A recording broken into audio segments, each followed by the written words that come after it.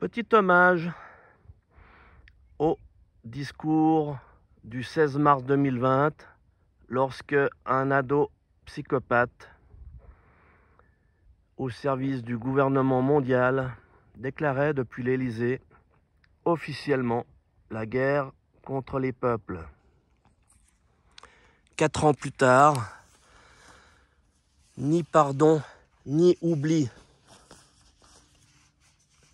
de la plus grande manipulation des masses, de la plus grande escroquerie des masses, mais également de la période la plus ridicule de l'histoire de l'humanité, comme je le répétais à mon gosse.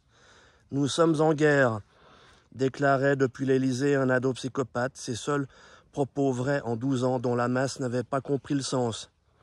Mais ça commence.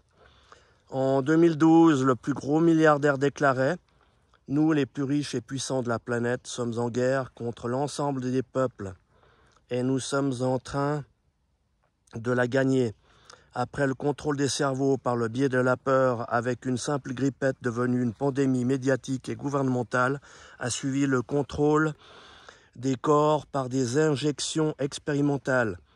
C'est la plus grande guerre de l'histoire contre les peuples et qui utilise pour la première fois tous les moyens scientifiques, technologiques, sociaux et environnementaux à sa disposition. Dès lors, il faut des fous aux commandes. En Occident, les profils psychopathologiques ont été placés partout, dans toutes les strates du pouvoir totalitaire mondial. Avec des enfants sans filtre, pas étonnant que le profil psychiatrique le plus dangereux d'entre tous multiplie des propos, des démarches guerrières pouvant amener à une troisième guerre mondiale. Mais après tout, il y a certaines logiques de Kiev à Paris. Ils suivent la même ligne, pas politique, mais de cocaïne. Alors, à tous les idiots, à toute la masse qui suivent